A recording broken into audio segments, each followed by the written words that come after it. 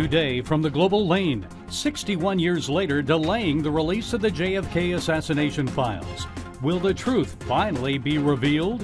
If Trump keeps his promise this time, that this time around he really is going to declassify the documents. Pretty tough not to do with Bobby Kennedy and his cabinet. Thanksgiving 2024, countering misconceptions with some historic facts about the Pilgrims. In England, you had to believe what the king tells you to believe, or you were put in jail. So this process of wanting to malign the past ignores the price that the Pilgrims had paid. Trump promises to dismantle the U.S. Department of Education, restoring local authority and advancing school choice. To create a free market system in education that's going to allow for innovation and more competition among school options. Biden heavily arms Ukraine before Trump takes office. Putin threatens nuclear war. It's time to talk peace. And it's all right here on the global lane. The July 13th attempted assassination of Donald Trump was certainly historic. It put the 45th and soon-to-be 47th president in company with Presidents Teddy Roosevelt, Gerald Ford, and Ronald Reagan. All of them escaped fatal bullets. 61 years ago, our 35th president was not as fortunate. John F. Kennedy fell in Dallas, November 22nd, 1963. And many of us who are old enough to remember that tragic day never thought 6 decades later that many of the questions about the JFK assassination would still go unanswered. Well, here to share his thoughts is James DiEugenio. He's the co-author of the JFK Assassination Chokeholds that inescapably prove there was a conspiracy. James, in Donald Trump's first term, he pledged to declassify JFK assassination documents and release the information to the public. So why have we still not learned the truth here? What's going on? That's a very good question. And that's one of the things the book is about, okay, the JFK Assassination Chokeholds. It's about why these final documents on the JFK case have not been fully disclosed to the American public. As you just said, President Trump actually tweeted about this about a week or 10 days before they were supposed to be released. They were mandated by law to be released October in 2017. On the last day, literally on the last day that they were going to be released, the FBI and the CIA came in, and Trump mentioned it was Mike Pompeo from the CIA, all right? And they essentially gave him the blood on your hands speech, that if you release these, you're going to expose this agent in Morocco, okay, and he's likely going to be killed, and we're going to blame it on you, all right? And so he delayed, and then he delayed a second time, all right? And the second time was a 3-year delay, which passed over into Biden. And there were still about 4,000 documents that were supposed to be released. And what Biden did, I believe, is even worse than what Trump did. Trump delayed the release. Biden changed the whole release pattern. If Trump keeps his promise this time, and I'm sure you're aware that he said this on the Joe Rogan show, okay, and the Andrew Napolitano show, that this time around he really is going to declassify the documents. It's going to be pretty tough not to do with Bobby Kennedy and his cabinet. I know we could spend an hour here, but we don't have that much time. So give us the Cliff Notes version of your book. What are some of these chokeholds that you believe prove there was a conspiracy? All right. The reason the book is titled that is we chose about 10 areas which there is no benign explanation for. Very, very difficult to explain in a kind of anodyne kind of a way.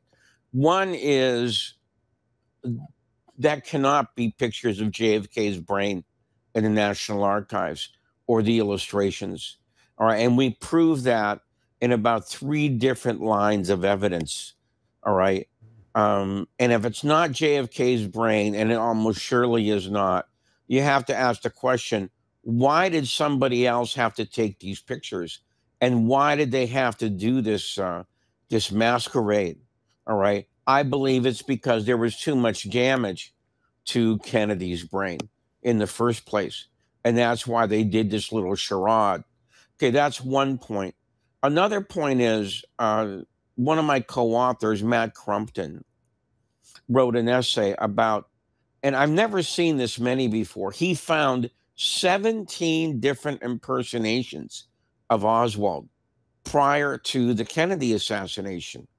That, most people think that there were 5 or 6 or something like that. Okay, well, he found 17 different impersonations going right up to like a day or two before the actual assassination. All right. Then, of course, we talk about CE 399, commonly called the magic bullet, which somehow, some way, arrived in Washington at about 9:20 that night of the assassination, certified by a transfer from the Secret Service to the FBI, when in fact, according to the FBI lab notes, it was already there at 7:30. The lab technician, Robert Frazier, wrote down stretcher bullet arrives at 7:30. Was that the bullet? Was that the bullet that Agent Paul Landis came forward with, disclosing in 2023 that he found a bullet and put it on the gurney?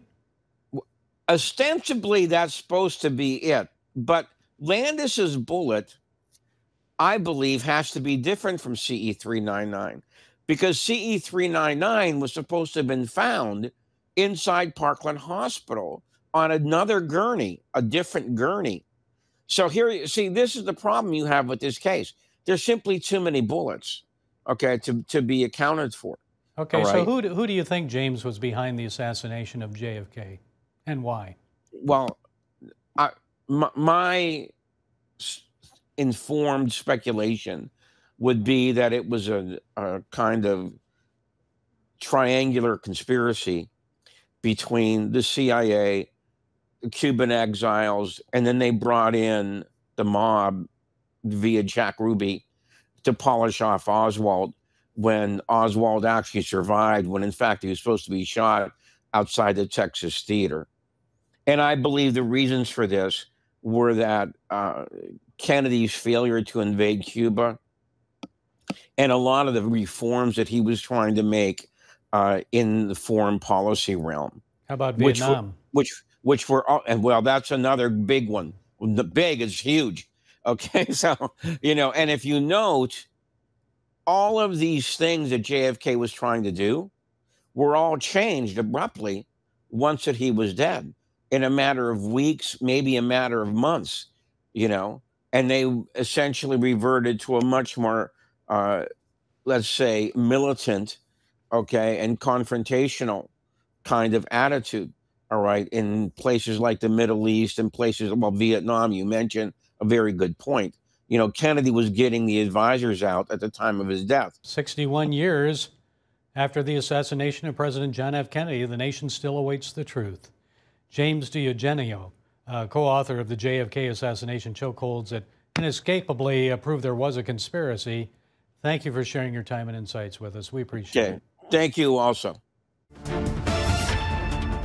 With the Thanksgiving holiday coming up here in the United States, are you more concerned about Black Friday sales, decorating, and buying gifts for Christmas? Whatever happened to celebrating the true meaning of Thanksgiving instead of football, turkey, and pumpkin pie?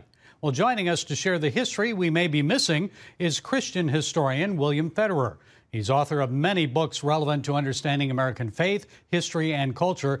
And most appropriate for this week is his book, The Treacherous World of the 16th Century, and How the Pilgrims Escaped It, the prequel to America's freedom. Bill, it's always good to talk with you. It seems like we go right from Halloween in this country to Christmas sales, gift buying. We skipped right over Thanksgiving as a holiday kind of in between that gets less attention. And I know if you're like me, you contend it should be one of the most important holidays we celebrate. Why? Well, one of the things I bring out is that king is the most common form of government in world history. Nimrod, Pharaoh, Caesar, Kaiser, Sultan, Tsar. And as the centuries go on, the kingdoms get bigger because with military advancements, kings can kill more people. And so the King of England had the biggest empire the world had ever seen. He was a globalist. He was a one world government guy. And you had a top-down form of church government and civil government. Well, after the Reformation, you have people studying the Bible, but what part of the Bible, the first 400 years out of Egypt, before they had a king? It's called the Hebrew Republic. This was studied by the Puritans and studied by the Pilgrims. It's a congregational form of church government. And when the Pilgrims came across, they were going to land in Virginia, but got blown off course, landed in Massachusetts. And they didn't want to get off the boat and be lawless. So they did the Mayflower Compact, which was basically taking their covenant congregational church form of government and making it their civil government. We, in the presence of God, covenant ourselves together to form a civil body politic. And so this is revolutionary. In the womb of the Mayflower is conceived the child of self-government. It goes from top down to bottom up. Instead of like a dead pyramid where you have to obey government mandates, it's bottom up where it's government from the consent of the governed. And so in New England, you had churches founding cities. You had the First Baptist Church in America founding the city of Providence, Rhode Island. You had the First Congregationalist Church in America founding the city of Hartford, Connecticut. Everybody's involved in church and everybody's involved in the city government because it's the church founding the city. It eventually turned into our Constitution, and the word federal is Latin for covenant. And Bill, the New York Times and those who advocate a rewriting of American history with the 1619 Project misunderstand what the Pilgrims, Puritans were up against, why they came to America. You touched on that a little bit, but it never had anything to do with slavery or subjugating Native Americans. Enlighten us a little more. Right. So the left does something called deconstruction. It's a socialist concept where you say bad things about a country's past so that the students emotionally detach from them. And then you get them into a neutral where they don't remember where they came from. You do comparative religions, and then you introduce them to a socialist, Islamist, or alternative sexual agenda future. It's a drive neutral reverse process. Europe went through this. It went from a Judeo-Christian Europe with 1,000 years of Catholic cathedrals, Protestant Reformation, and Jewish neighborhoods to a secular French Revolution Europe where free sex, anything goes, and now it's turning into a socialist, even Sharia Europe in many cases, with Muhammad being the #1 name for newborns. And so this process of wanting to malign the past ignores the price that the Pilgrims had paid. So in England, you had to believe what the king tells you to believe, or you were put in jail. They didn't even feed you in the English jail. You had to have some friend that missed you. And the Pilgrims, they were not part of the Anglican Church. The king was the head of the Anglican Church. Puritans were inside of the Anglican Church trying to purify it. But the Pilgrims were separatists. They were basically Baptists, and they separated themselves, met in secret barns and basements by candlelight. And then they were going to flee to Holland. 7 united provinces wanting to break away from Spain. Took them 80 years to do it. But then after 12 years in Holland is when these Pilgrims decided to come to the New World. One of the fascinating stories is that of Squanto. So the Pilgrims were religious, but not everybody else was. And they would lure Indians on the boat, take them to Malaga, Spain, sell them into slavery. That's what happened to Squanto. Some monks allowed him to get his freedom. He hitchhiked his way across Europe. He goes to England, and he's working in England, this American Indian, for like almost a dozen years, and then finally finds a boat to drop him off in the coast of America, only to find that his entire tribe had died in a plague. And lo and behold, it was such a thorough plague, the other tribes wouldn't take that land. Well, the Pilgrims happened to land on that one spot. Half of them died the first winter, one of them being your relative, if I understand correctly. And here's Squanto talking to them saying, oh, you guys from London? Yeah, I used to live there. Oh, yeah, St. Paul's Chapel, all this. And, oh, in this area, I grew up here. He knew that like the back of his hand, and he taught him how to catch fish and plant corn. And William Bradford said he was a special instrument sent of God for their good beyond their expectation. He was their interpreter, put them on good terms with the Indians, and they had the first Thanksgiving that went on for 3 days. First Thanksgiving, there were twice as many Indians as there were Pilgrims. William Federer, historian, author, thank you for sharing your time and insights as we, here in the United States, prepare to celebrate Thanksgiving, 404 years after the arrival of the Mayflower and the Pilgrims. Thank you. Major changes may be ahead for the way Americans address education in this country. President-elect Donald Trump has pledged to eliminate the Department of Education soon after he takes office for his second term. He says he intends to send all education back to the states. We want them to run the education of our children because they'll do a much better job of it. You can't do worse. We spend more money per pupil by 3 times than any other nation, and yet we're absolutely at the bottom. Here to set us straight is Erica Donalds. She is the wife of Congressman Byron Donalds and has founded 5 charter schools in Florida. Erica, it's a pleasure to talk with you. So is Donald Trump correct? Is America at the bottom in education? And if so, how did that happen?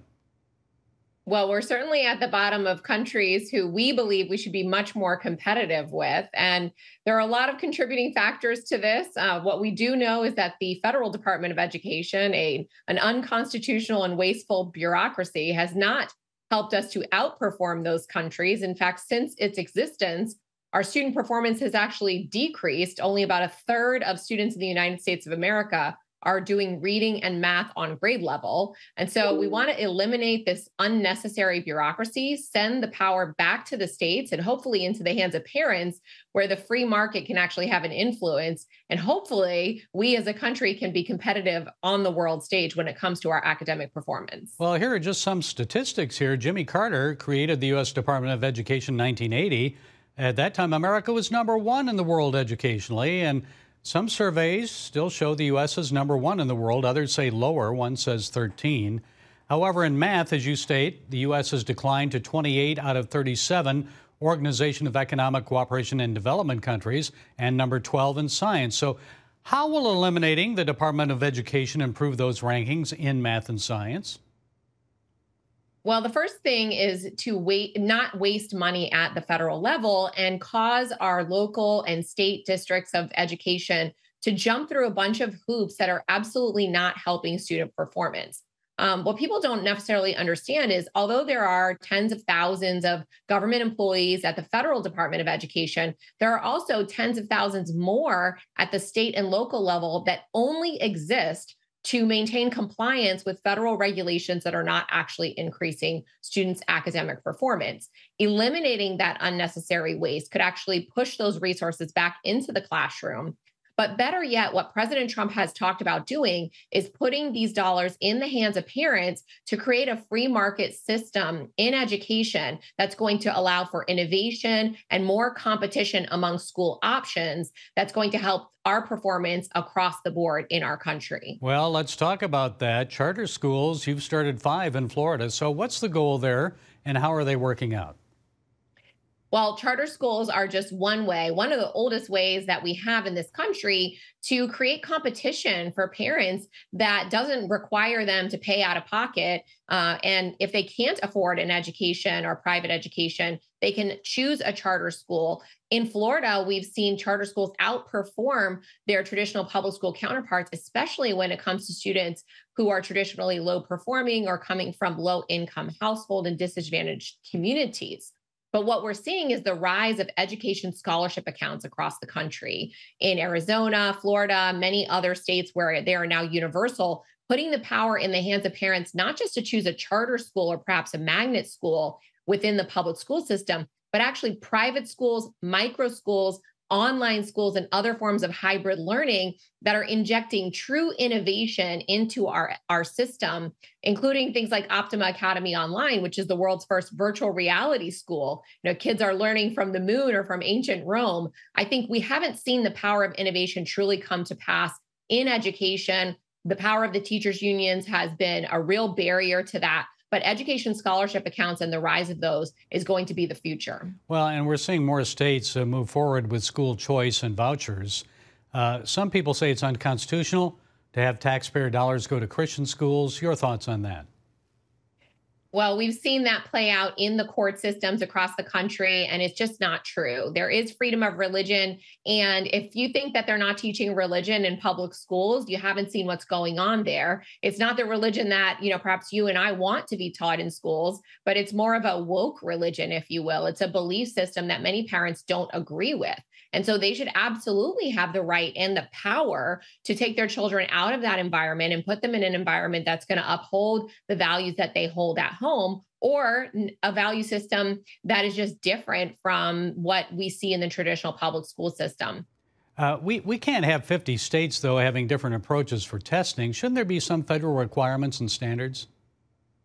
Well, I don't believe in a federal requirement for testing. We've seen that has not actually worked to increase accountability in our states. Our founders believed in federalism. They believed that every state should be a pocket of innovation, and we should outcompete each other when it comes to accountability and student performance. We do have the NAEP test, which helps us to compare both across states and around the world. And many states have participated in cooperation around testing when it comes to SAT, ACT, and now the CLT. However, every state should be able to make their decisions about education on their own, by their voters, serving their students. That's the way the founders intended. Okay, states' rights and school choice. We'll be watching to see how the president-elect, his plans move forward. Erica Donalds, thank you for setting us straight today. We appreciate it. Thanks for having me. With less than 2 months until Donald Trump is sworn in as America's 47th president, the war in Ukraine has now surpassed 1,000 days. More than 1 million people have died or been injured. It's time for this war to end. While world powers wrapped up their G20 summit in Brazil, expressing humanitarian concerns and calling for peace between Russia and Ukraine, some of them continue to arm Ukraine heavily. It seems they want to have one last spending spree before Trump takes office. This week, President Biden reversed a previous policy and approved the use of anti-personnel landmines for Ukraine. Just a few days earlier, he authorized Ukraine to use a powerful U.S. long-range missile system to strike deep inside Russia. Ukraine launched an attack involving 6 missiles, prompting Russian President Putin to threaten retaliation. Putin has also revised Russia's nuclear doctrine, lowering the threshold for using nuclear weapons and once again threatening their use. In addition to the Long-Range Missile Launch Authority and landmines for Ukraine, the Pentagon reports that the Biden administration is prepared to send another $275 million in weaponry to Ukraine. The president has committed to, ensuring that every dollar that Congress has allocated will be spent. You're going to see that cadence continue throughout the year and through the end of the administration. Folks, Donald Trump has pledged to negotiate an end to this war. The latest developments represent an escalation. President Biden should immediately ask India's Prime Minister Modi to step in and bring all sides together to negotiate peace. The world cannot afford this escalating danger, nor another 1,000 days of war. That's it today from the Global Lane. Until next time, be blessed.